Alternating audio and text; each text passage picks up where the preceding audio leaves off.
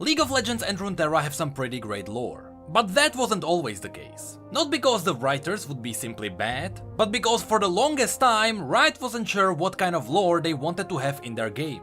Perhaps the most famous iteration of the retconned lore were the Journals of Justice, where Riot were releasing newspapers written in first person, from the universe of League of Legends. But even that wasn't the first iteration of lore League of Legends had.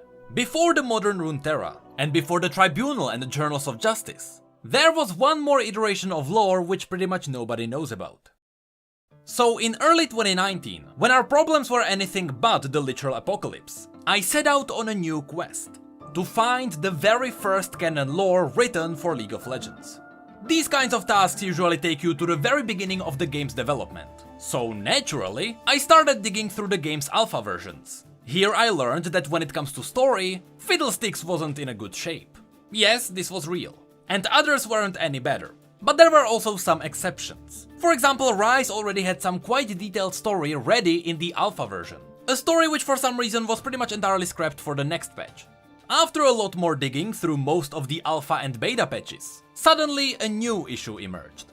Although these first alpha drafts of League's lore were technically the first lore League ever got, it wasn't the first lore to be considered canon.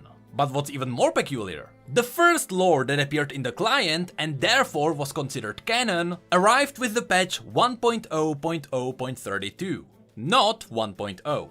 Which means that between this patch and the game's official release, there was a tiny gap where a different story was the first ever canon lore. And that was what I was after.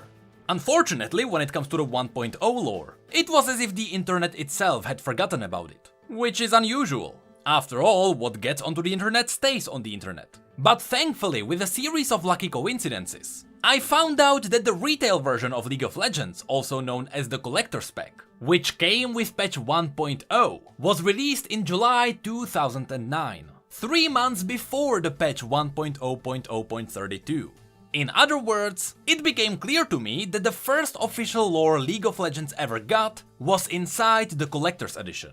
To be more precise, inside the Collector's Edition, I found there was a poster which had the old map on one side and the champions with their story on the other.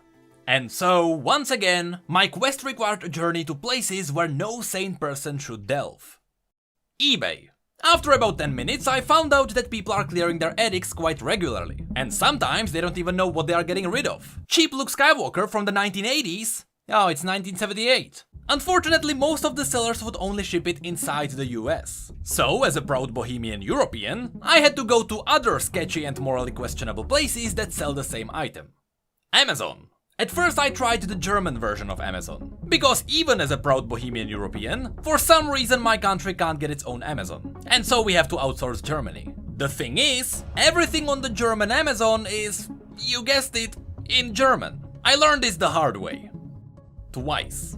So this time I decided to avoid the German Amazon, and I went straight for the UK version. Thankfully it wasn't too hard to find a seller for the English version there. And so, a couple of weeks later, I was ready to show the world what the original League of Legends lore was like. Or so I thought. You see, even when a company says that the product is new, it's not really new. Not only is the box in a acceptable condition, I guess, but besides the disc, it was literally empty. It's just a black case. But perhaps this is what the collector's pack is supposed to look like. Because later I learned that there were in fact two kinds of collector's packs.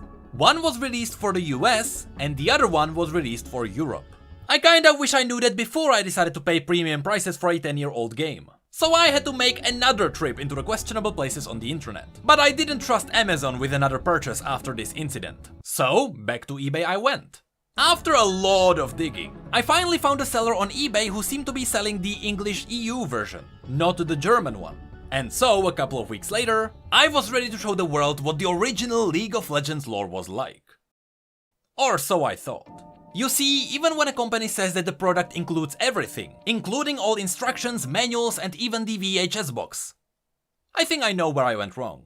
It doesn't really mean it includes everything. Or at least it includes everything but the one item nobody but you cares about. I mean, even the code was actually included. I doubt it works, considering everything I experienced, but even if it did, It's too long. The code has 16 characters, but the new client only accepts 14. After these shenanigans with questionable sellers, I learned the hard truth. The poster I was after was extremely rare, because it was included in a limited run of only one of 2 collector's editions, and those who got it cared about everything but the poster, so they likely threw it away. So in the end, I had to give up on the dream of getting one in my hands. For the next couple of weeks, things went silent, until I found about 2 people who posted pictures of this very poster. One of them was a Rioter who unfortunately doesn't follow me, so I had no chance of getting in touch with them. But I noticed they follow each other with Foxdrop, so I asked Mr. Fox if he could ask about that poster. The other person was a Redditor called Ultrox. They posted about the poster on a subreddit, and so I sent them a DM, asking for some higher quality pictures of it. A couple of days later, both Fox and Ultrox replied. Although Foxdrop wasn't able to get pictures of the poster, he did help me with deciphering the text found on the low quality picture. And at the same time, Ultrox shared my enthusiasm for this relic, and he willingly took some close-ups of all the stories found on this poster. So it is because of these triferics of 2 kind-hearted people and a nerd that we unveiled the truth. Which finally brings me to the point of this video. I suffered through a lot of research, and I ended up with 2 beaten up copies of new Used Leagues Collector's Editions, so that today we could have a look at the very first Canon lore Riot ever wrote. So without further ado, let's get on it. Let me quickly remind you that what you are about to hear are literally the first things Riot came up with to describe their champions. So if they sound like characters made up by a person who's trying to be a dungeon master for the first time, that's likely because they were. But you should also remember that at this point, Riot already knew what kind of lore they wanted.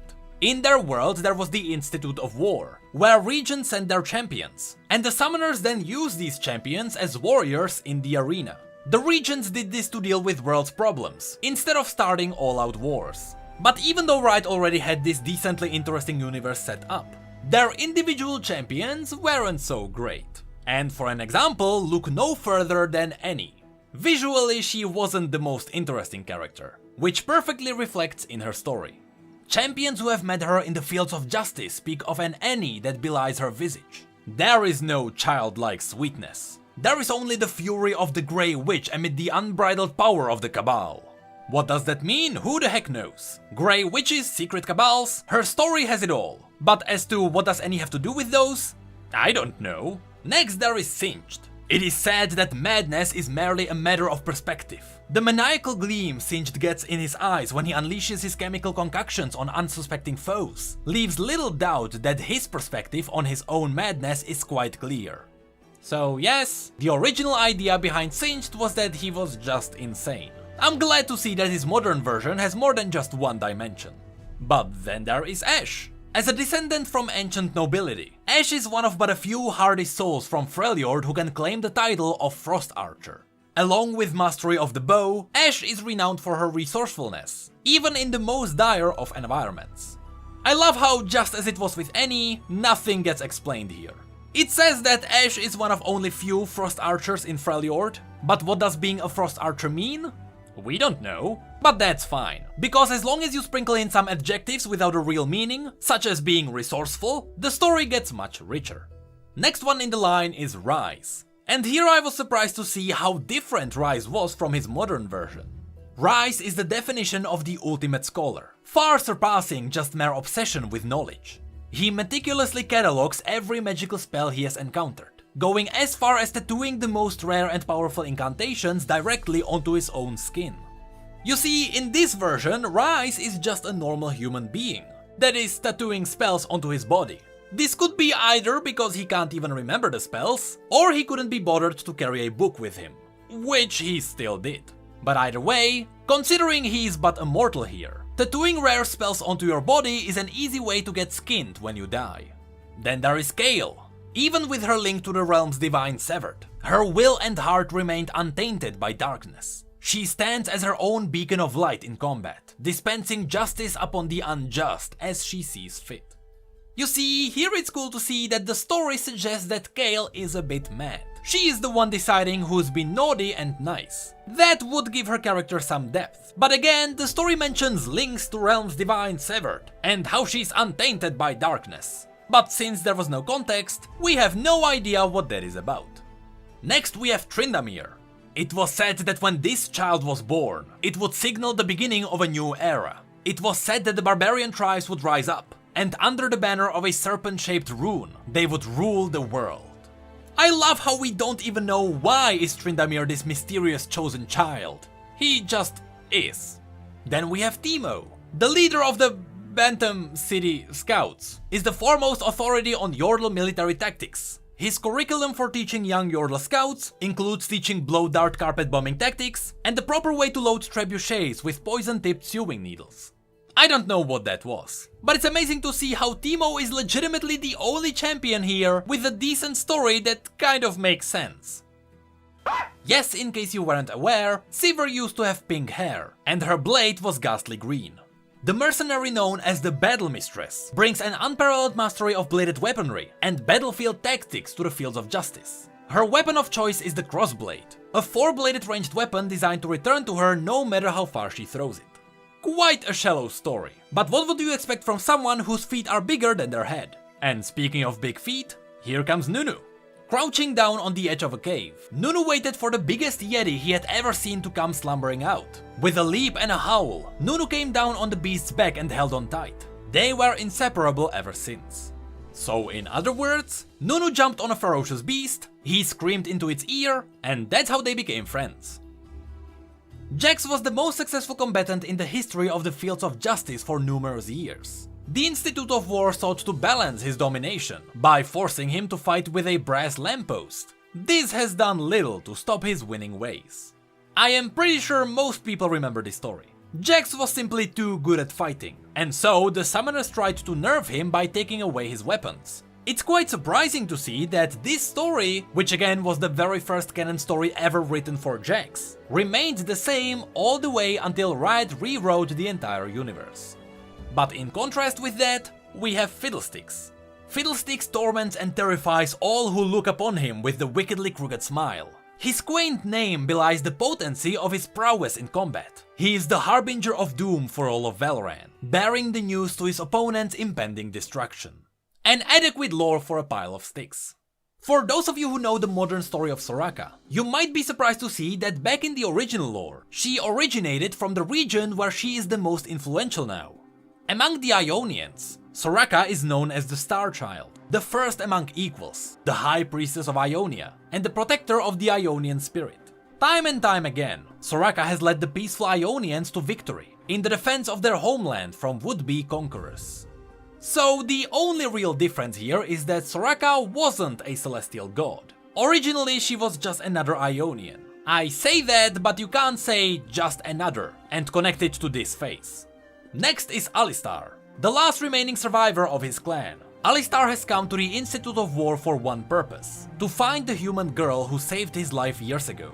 He barters his combat skills for information, determined to pay a life debt that he is determined to pay in full. That is double determination. I mean, the story still has no context. But at the same time, this is pretty much the story we have now. On the other hand, a champion who got at least a little bit different is Amumu. Amumu is a bundle of, literally, emotions, experiencing the moments of extreme anger followed by bouts of crushing depression. It is during these times that it is the best to stay out of his way, or you may find yourself wrapped up and strangling inside his tear-stained bandages. Considering we got no context for these emotional outrages, Amumu was literally just a teenager.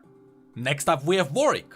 To Warwick, his past as a mere chemist is irrelevant. All that concerns him now is his new life after the change. Warwick has embraced his lycanthropic transformation fully, finding power in the hunt for the blood of his enemies that simple chemical formulas would have never given him. Ignoring the fact that I had to Google lycanthropic, for a champion who is a werewolf, one would hope his story would explain how did he turn into a werewolf. But oh well, let's move on to Twisted Fate.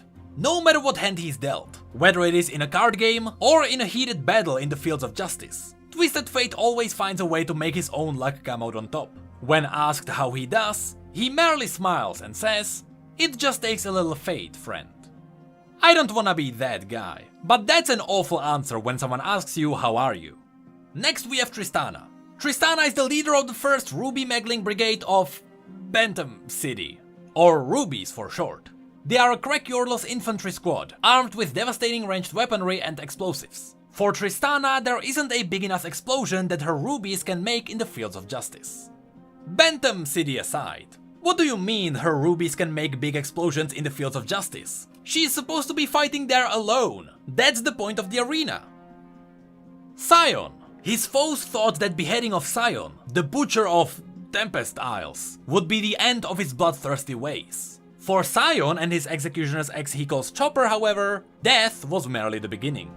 I like how the story says that he was beheaded, again without a reason, but he still has his own head without a hint of it being cut off. Not to mention that, again, we don't even know how he survived that.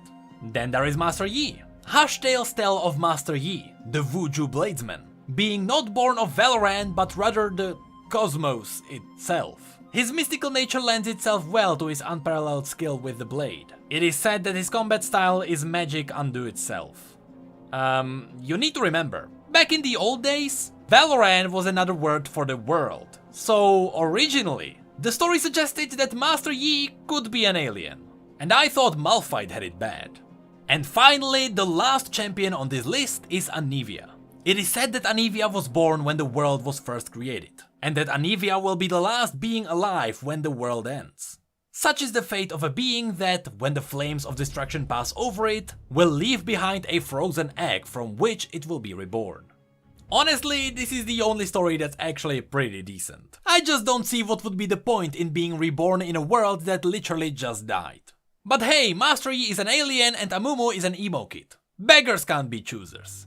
Although this is it for the lore contained in the original collector's poster. Apparently, for no reason at all, the EU version of the collector's pack included the extended lore in the manual. The issue is that they only included the extended lore for Alistar, Annie, Kael and Ryze. So while these champions at least get more context, Master Yi is still an alien, Nunu a madman, and Amumu still an emo kid. But I'm not surprised that the rest of the champions are missing from the manual. Overall, it feels like this bundle of papers lacks effort. Every now and then you can notice a misprint. For some reason, it is black and white. And on top of that, they had the urge to break my blissfulness and explain what a feeder is. And here I thought they thanked me for bringing them lore. Hey, did you know that we have social media and Twitch where we talk about other League facts and stories? And did you know that we have neat mugs and shirts too? The links to all of that will be below. And as always, thank you, come again.